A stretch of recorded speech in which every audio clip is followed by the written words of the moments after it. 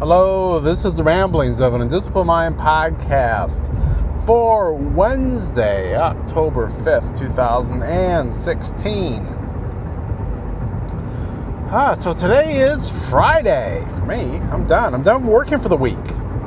Done working for the week. Actually, that's not technically true. There is a conference call tomorrow morning at 9. I think I'm going to attend for a project I'm on, but other than that, I'm done working for the week. Yeehaw. And we get on a jet airplane tomorrow for Vegas. Yeehaw. So, Wednesdays is usually a video gaming stuff. I'm not going to talk much about that today. I am going to share that on the Ramblings blog, on the Undisciplined Mind blog, which is undisciplinedmind.blogspot.com. I did post yesterday a bit about my very first Minecraft Pocket Edition world, which is called Gizmonia. And it was kind of fun to visit that. I had not been in that world for a long time, a couple of years probably. And so it was kind of fun to go back and see what I built. I kind of forgot about some of the stuff I built. Some of the stuff I built doesn't work anymore as it is because the program has changed. So at one point I almost trapped my character in a deep pit, and I had to make that not happen. but kind of fun stuff. So yeah, if you're interested in that, do go check it out, and maybe subscribe to that blog. But what I thought I'd do today is talk about a book that I recently finished, called 32,760 Feet, My Personal Hole in the Sky, by Mark Berry. And I was interested in this because it was in large part about flight TWA 800, which you may recall exploded over the ocean a little bit east of New Jersey. I do have a connection to that flight. We used to go to this guitar convention in Nashville, and there was one year I got to very briefly meet this guitarist from France whose name was Marcel Dadi, and he was pretty famous in France, and he was on TWA 800. So it was it was like a week after. He'd stayed like an extra week because I believe he got inducted into the Country Music Hall of Fame there in Nashville.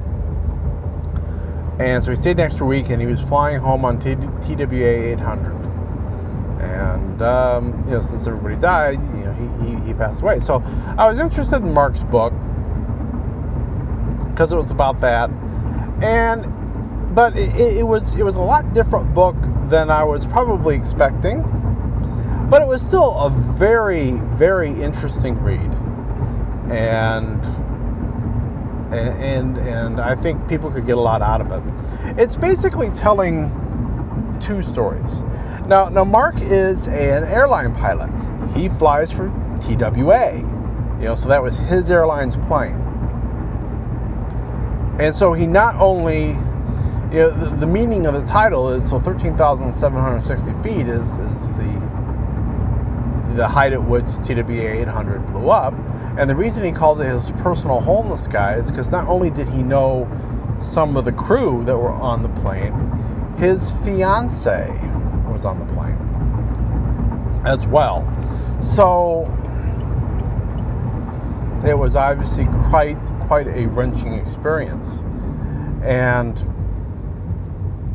the book is outlined kind of interesting because he doesn't just talk about that.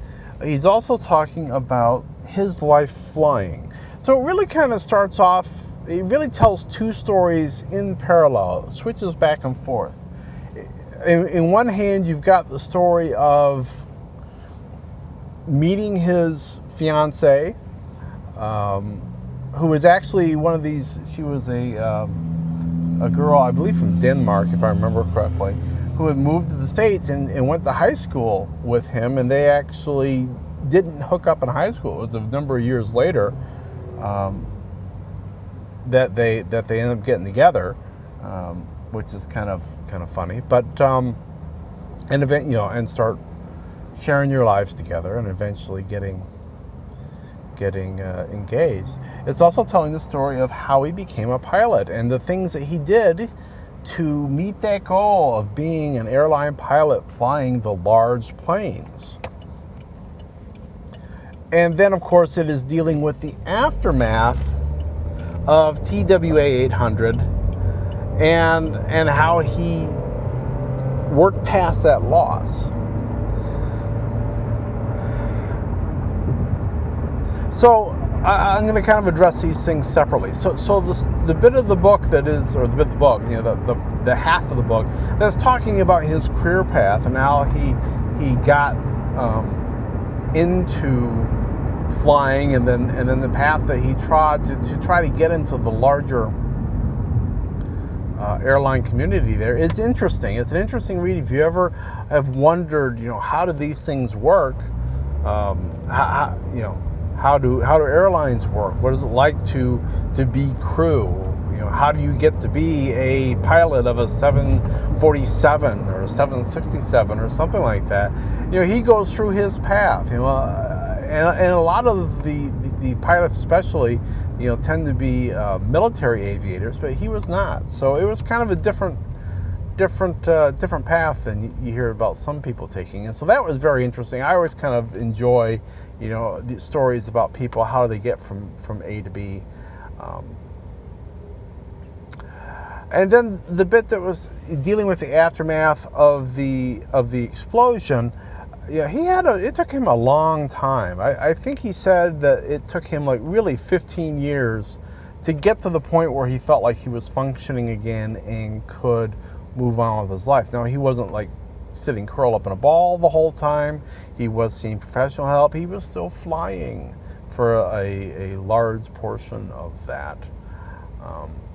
But at the same time, he was losing himself in work kind of thing. So it's an interesting study on grief and dealing with grief, and how for some people grief isn't 6 months to a year and then you're ready to move on and not forgetting the person, but also kind of picking up your life and moving on. It took him much longer than that, and so it's an interesting case study from that perspective, as far as understanding that each person's reaction to grief is different.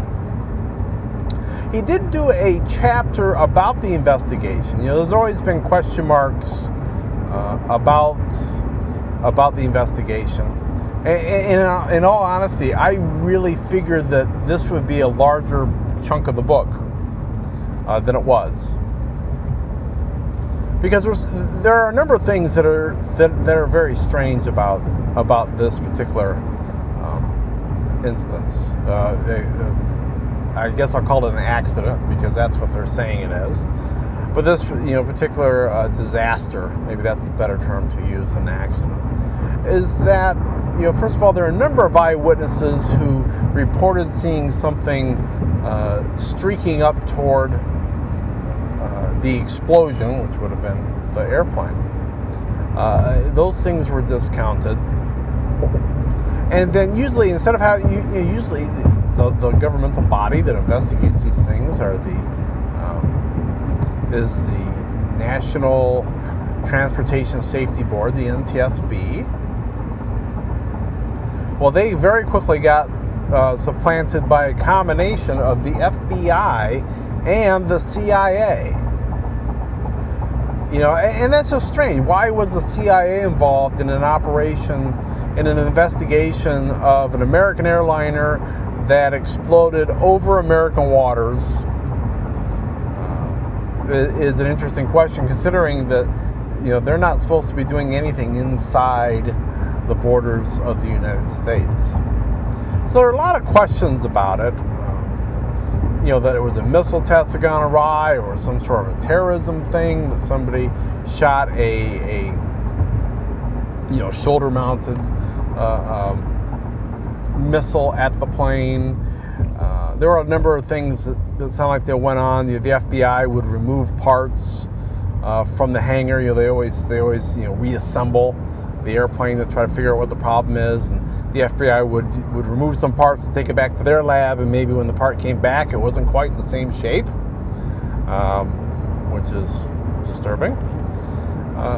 So there are a lot of, when you hear about it, there are a lot of red flags that get raised. It's like, well, gee, you're doing all this weird stuff in the investigation, and yet you come up with this cockamamie theory about, the center tank got too far down and it had fumes, and then there was a spark in there, and that's what made it go off. And he doesn't think that's terribly likely, because he says he's depleted the center tank on plenty of airplanes and they've not exploded.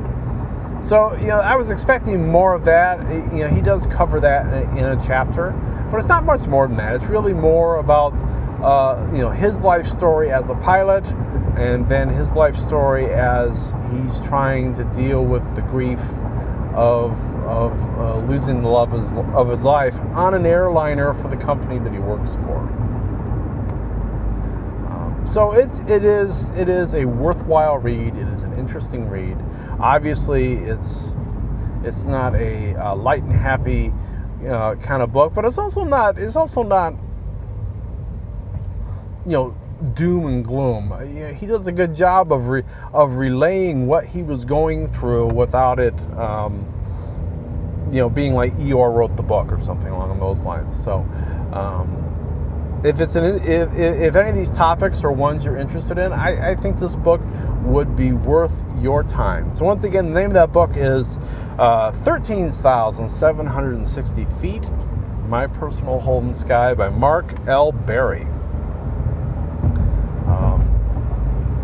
Go check it out. It's available as ebook. It's not too pricey. I think it was, I forget. I don't remember what the price was. It was under $5, I'm pretty sure.